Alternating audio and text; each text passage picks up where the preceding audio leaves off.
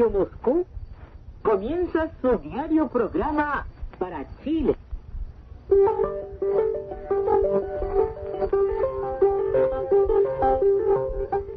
Escucha, Chile.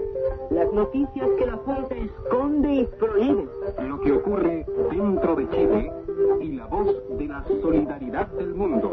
Escucha, Chile. Un programa de Radio Moscú.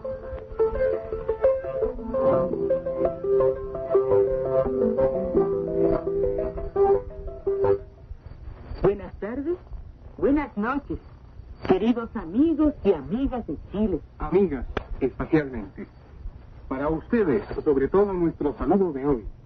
Para ustedes, que en el Teatro Caupolicán confirman hoy su decisión de lucha.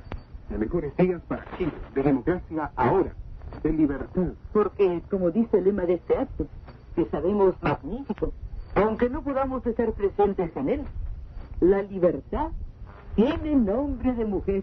Ha sido a la vez la ocasión en que las mujeres de Chile, como se señalaba en el llamamiento al acto, han sellado un compromiso con nuestro pueblo. Un compromiso de acción por la vida. Los últimos días de 1983 han sido de continuos sobresaltos para el régimen de Pinochet. Ayer de nuevo, apagones sumergieron en la oscuridad a una extensa zona del país, desde Copiapó hasta Concepción, incluyendo, por cierto, Santiago, Valparaíso y Viña del Mar. Ni un minuto de tregua a la dictadura. Es el anhelo de la gente, que saluda mayoritariamente con entusiasmo todas las acciones audaces contra el régimen. El comandante en jefe de la SACH, general Fernando Matei, dice que podría renunciar para dar paso a jefes más jóvenes. El anuncio es interpretado en Santiago como un mensaje para el que te dije. El dirigente sindical Rodolfo Seguel llama a marchar unidos contra la dictadura y al paro nacional. El embajador Yanqui en Santiago respalda el terror y las torturas del régimen de Pinochet y de los de Guatemala y El Salvador. Buen dato para los que todavía creen que Estados Unidos quiere democracia en alguna parte del mundo. El presidente de la Alianza Democrática, Ricardo Lagos, señala que los cabildos populares dan y no necesitan permiso previo. En el programa de hoy les traemos un comentario de José Miguel Varas sobre la acentuación de la crisis política en Chile.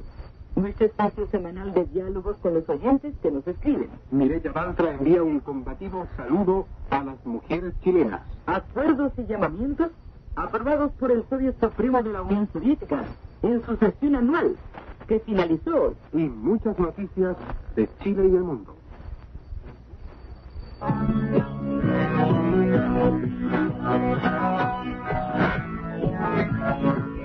Y ahora un comentario del periodista chileno José Miguel Varas.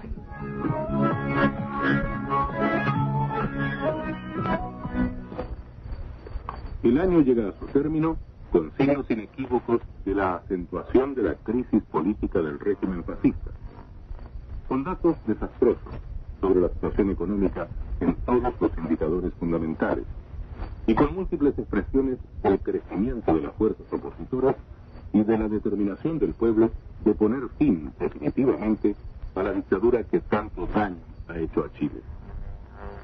Las reflexiones del general Matei sobre la conveniencia de una renuncia oportuna para dejar paso a jefes más jóvenes podrá tener tal vez una motivación personal, pero en el contexto nacional y en contraste con el irracional empecinamiento de Pinochet en atornillarse en el poder usurpado, adquieren el valor de un mensaje que encuentra muchos oídos atentos dentro y fuera de las filas. En los últimos días se han conocido expresiones angustiadas de destacados exponentes civiles del régimen que proponen diversas fórmulas para superar una crisis que les parece gravísima. Francisco Bulnes Sanfuentes, que fue alto dirigente y parlamentario del Partido Nacional y en la primera etapa de la dictadura su embajador en Lima, dice: yo no soy catastrofista, pero veo la situación interna de mi país con mucha inquietud. Para el marqués Bulnes, la única salida sería la reiniciación del diálogo gobierno-alianza democrática, pero sin la participación de Onofre Jarpa, porque este no tiene la flexibilidad política necesaria. A la vez, dice Bulnes, el gobierno no debería aplicar el artículo 24 de la Constitución, que es, como se sabe, el que faculta a Pinochet para reprimir a su antojo. Bulnes quiere también acortar todos los plazos, lo que Pinochet rechaza hasta ahora como un anatema. Iniciar un verdadero periodo de transición, dejar volver a muchos exiliados, aunque no a todos, elegir un parlamento en 1985. Por su parte, Federico Willoughby, ex militante del grupo fascista Patria y Libertad, exponente del sector de los duros, coincide en que es imprescindible un acuerdo con la oposición para evitar un trágico enfrentamiento. Dice que si ese acuerdo no se logra, terminaremos a balazos. Como Bulnes habla de reducir drásticamente el exilio, pero excluyendo de la posibilidad de regresar al país a los que, comillas, abogan por la vía violenta, cierre de comillas. Como piensa Willoughby que en política no hay nada imposible, patrocina un acuerdo del gobierno, manteniendo a Pinochet a la cabeza, claro, con la Alianza Democrática, y lanzando definitivamente por la borda el modelo económico liberal de los Chicago Boys. Un tercer vocero o exponente del régimen actual, el exdirector del Mercurio Arturo Fontaine, a quien se considera también un portavoz de los puntos de vista de la Embajada norteamericana en Santiago, considera impracticable la alternativa política adoptada por Pinochet, que es, según su definición, una apertura política aparente, sin cambio esencial del régimen.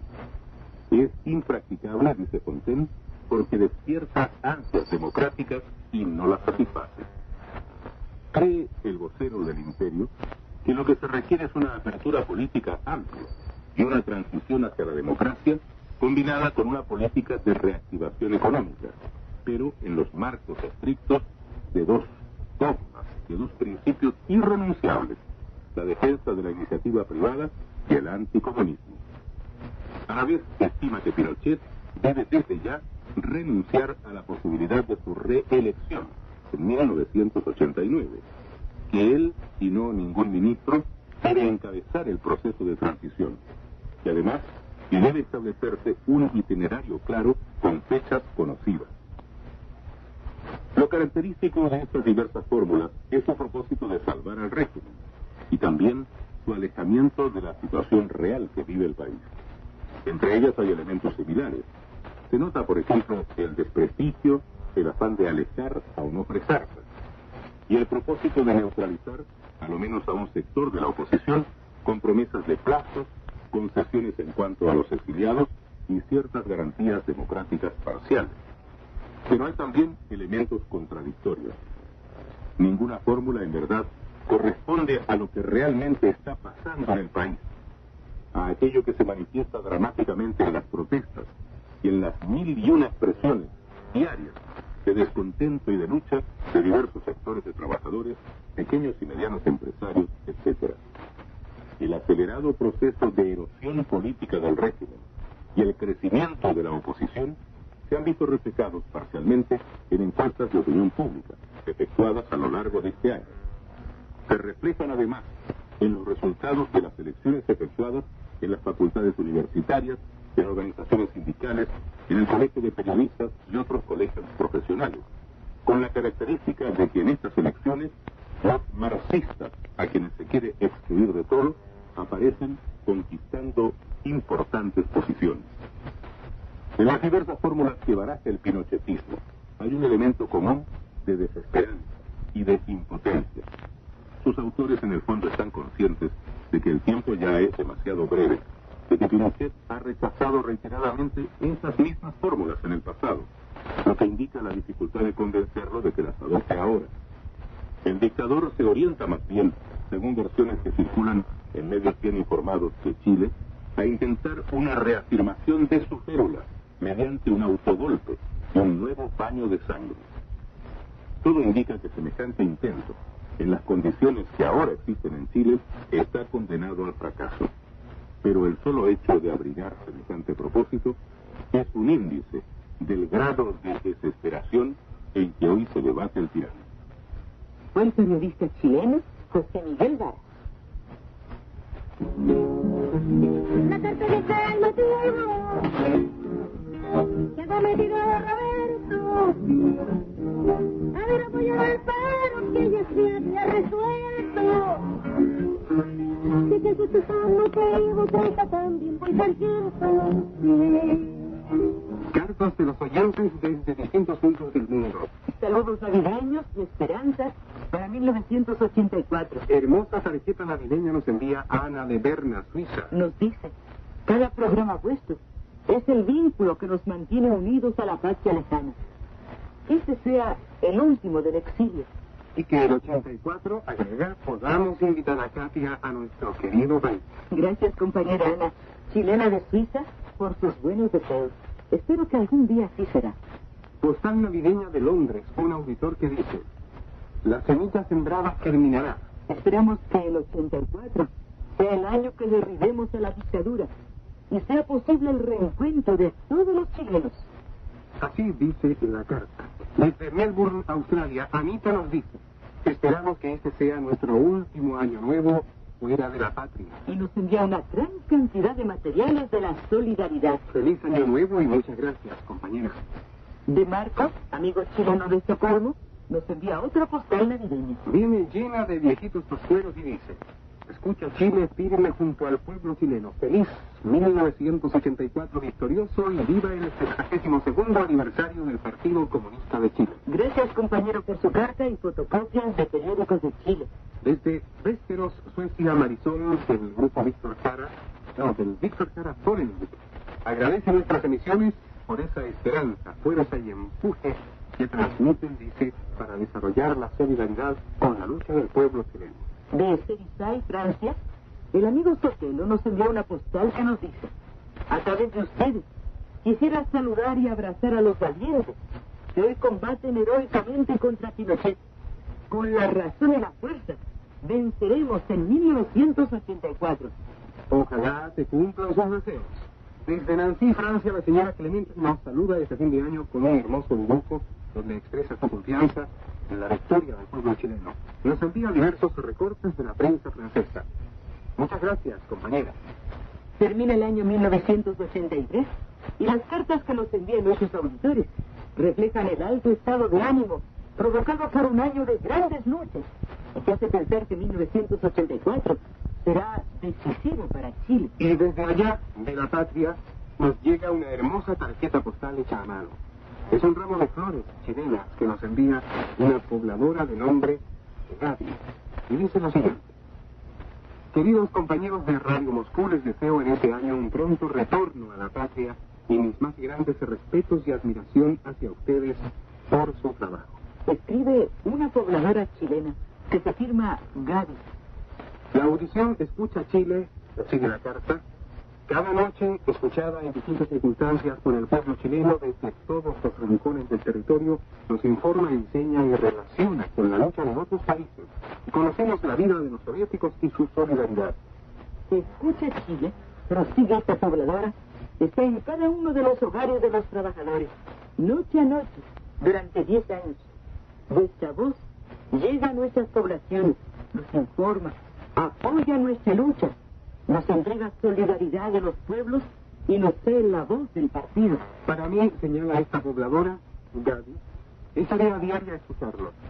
A veces en noches de temporales, donde cuesta tomar las ondas, pero reconozco la voz de Katia, de Pepe, voces, dice, inconfundibles para el oído del pueblo chileno. Fuera de mi casa suelen ocurrir las protestas de la gente. Aparecen militares disparando metralletas, lanzando bombas lacrimógenas. Pero yo sigo escuchando Radio Moscú y protestando. La radio me da fuerza y alegría, porque los militares lo saben, que sobre todo durante la represión, estamos con ustedes. Reciban mi abrazo, Gaby. Gracias. Tal vez está de más decirlo. Compañera y amiga Gaby. Y desde una población de Peñalolén, saludos de Año Nuevo y de Pascua de un grupo de compañeras de una olla común. Se trata de un saludo en cuartitas, que dice: a las 12 del reloj la familia va completa volando como paloma por recibir la ración. Por recibir la ración volando como paloma va la familia a la olla a las 12 del reloj. Juanita va repartiendo la comida a la vecina. Raquel anota al cuaderno el nombre de la familia.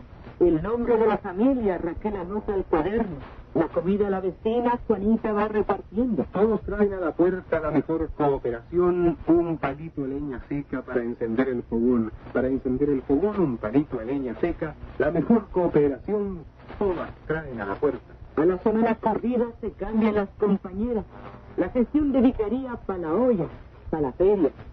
Para la olla, para la feria, la gestión de vicaría. Se cambian las compañeras. A la semana corrida. Asistir a reuniones que nuestra lucha es constante, a organizarse mejor, unidas siempre adelante, a organizarse mejor, que nuestra lucha es constante, asistir a reuniones. Gracias a las compañeras de la olla común de Peñalolén por esas cuartetas de ida y vuelta y por su esperanza de triunfo para 1984.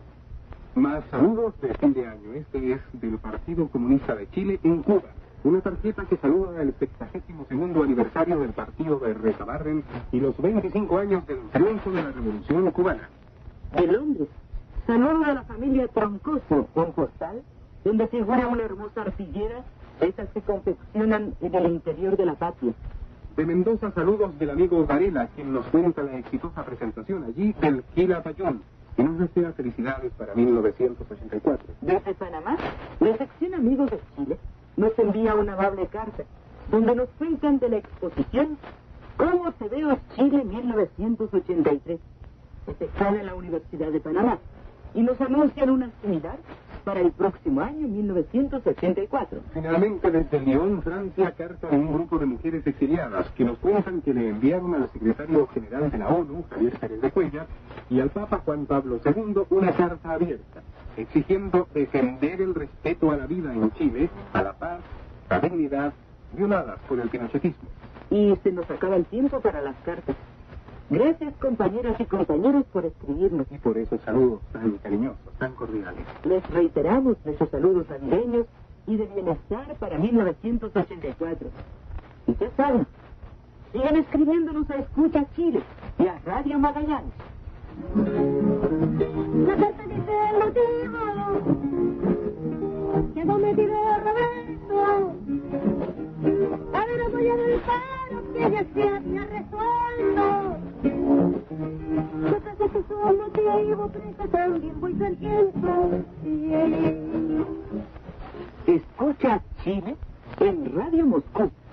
El 29 de diciembre, en el Kremlin de Moscú, finalizó sus labores la sesión ordinaria del Soviet Supremo de la Unión Soviética. Los diputados del Parlamento Soviético examinaron los proyectos del Plan del Desarrollo Socioeconómico y del presupuesto del país para el año 1984. Estos documentos fueron preparados por el gobierno de la Unión Soviética.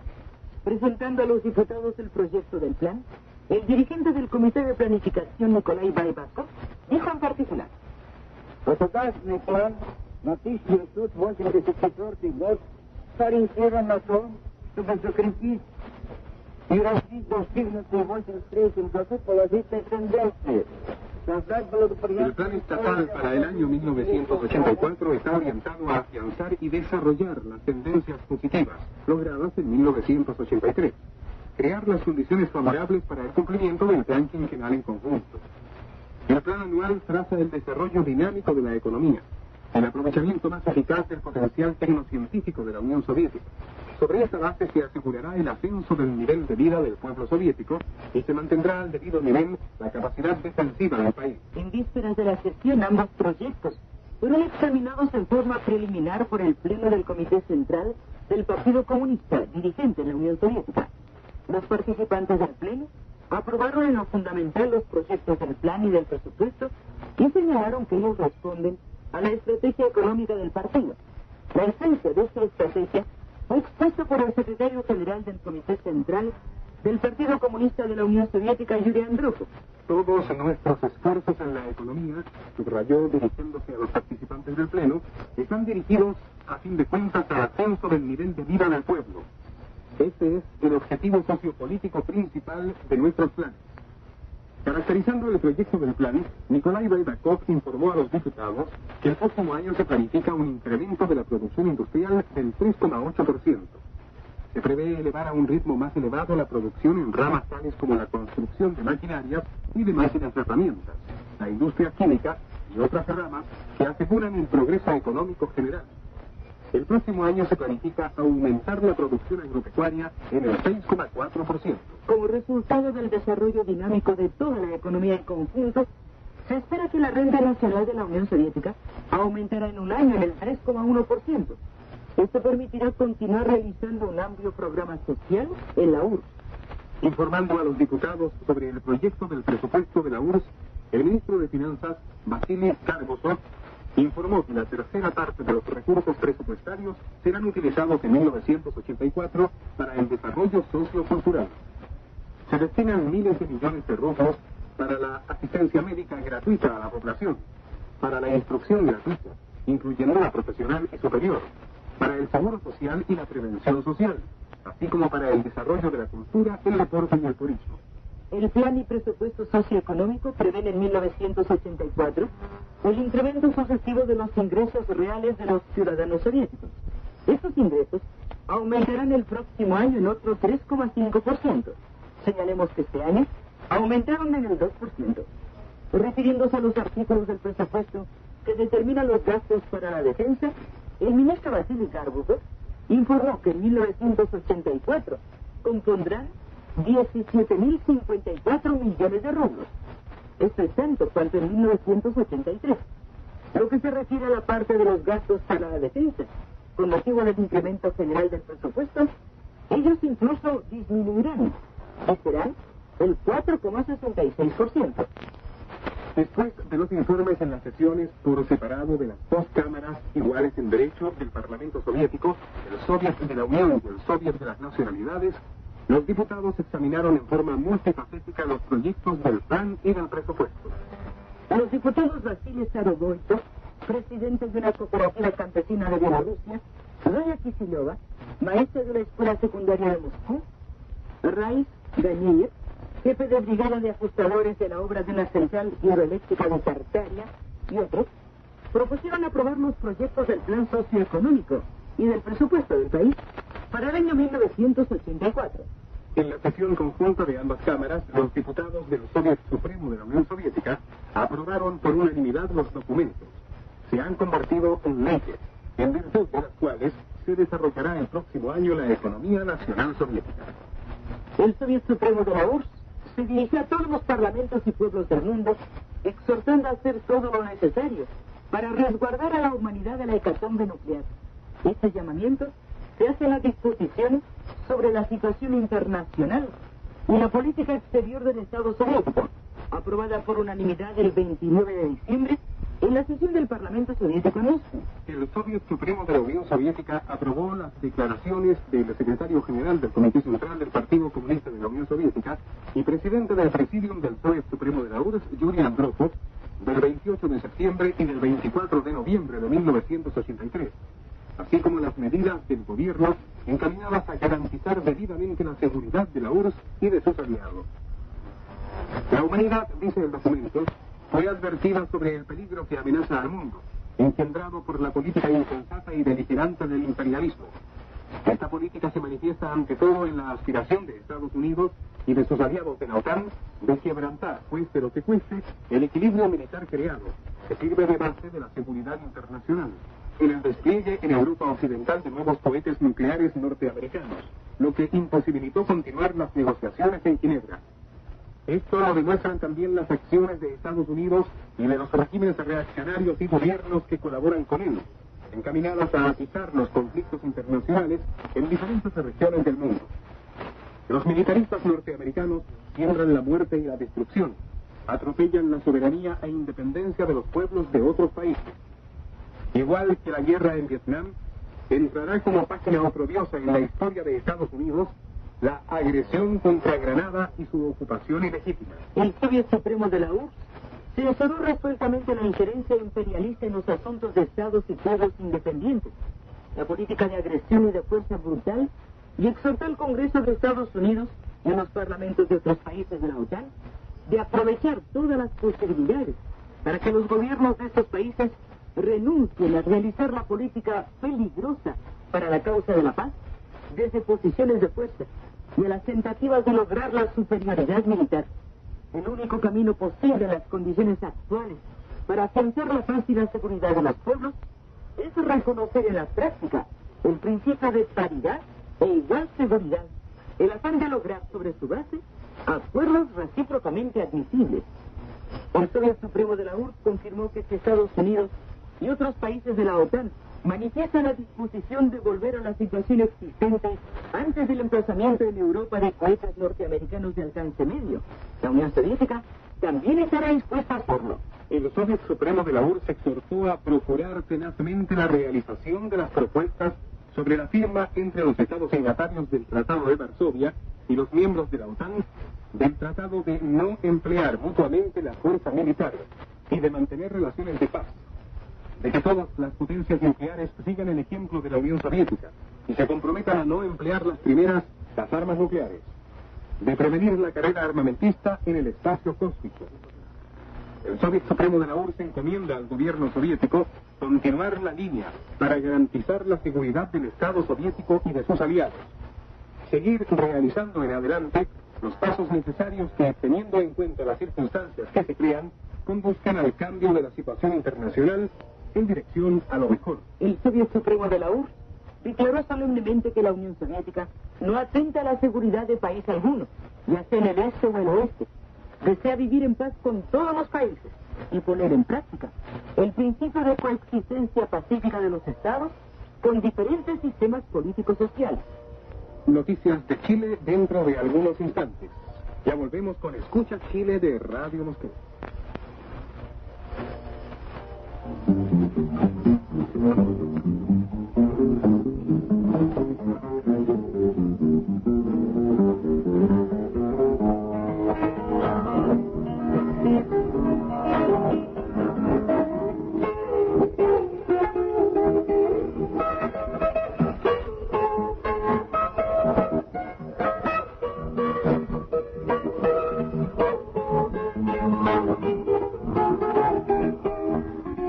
¿Están ustedes en sintonía del programa Escucha Chile Por las ondas de Radio Moscú. los acontecimientos de Chile en la voz de sus protagonistas? En los comentarios de periodistas y dirigentes políticos. Entrevistas, crónicas de la actualidad. Las canciones prohibidas por la dictadura. Escucha Chile de Radio Moscú. Lo que ocurre dentro de Chile y la voz de la solidaridad del mundo. Participando en la lucha del pueblo chileno por la democracia, la libertad y la justicia. Nuestra dirección es Programa Escucha Chile, Radio Moscú, Unión Soviética. Esperamos sus cartas, sus noticias y opiniones, amigos auditores. Y ahora, sigan con nosotros.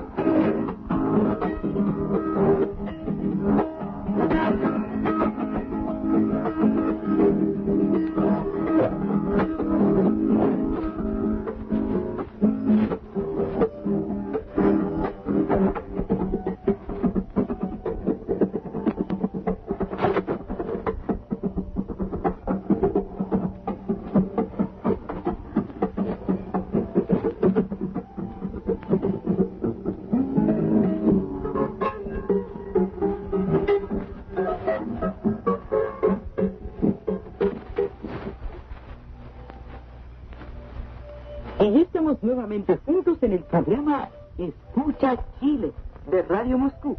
¿Usted tiene algo, Pepe? Sí, Katia, precisamente es un ejemplar del boletín informativo de la Confederación Minera de Chile de diciembre del 83. Ah, pero si nosotros ya hemos hecho referencia a esa publicación. Claro que sí, pero aún no habíamos tenido en nuestras manos un ejemplar de él y ahora lo tenemos. ¿Es una publicación de pelea? Una publicación de pelea, sí. Se llama El Chiflón. Como el cuento de Baldomero Lillo, El Chiflón del Diablo. Este no es del diablo, es de los valientes mineros. Dice en su editorial que reaparece junto con la recuperación de la personalidad jurídica de nuestra Confederación Minera de Chile, luego que el año pasado la perdiera por decisión de la Dirección General del Trabajo. Interesante que haya recuperado su personalidad jurídica y su vocero. Bien por los mineros. En efecto, continúa el editorial.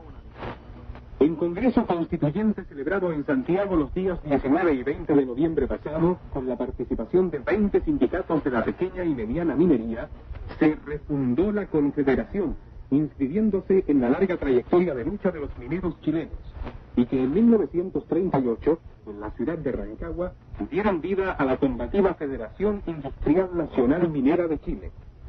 Nuestra tarea, agrega, es hacer de esta una gran organización, sindicalizar donde no hay sindicatos, afiliar a la Confederación a aquellos que siguen aislados y dispersos a lo largo del país, para así enfrentar con la fuerza de la organización la lucha por nuestras reivindicaciones.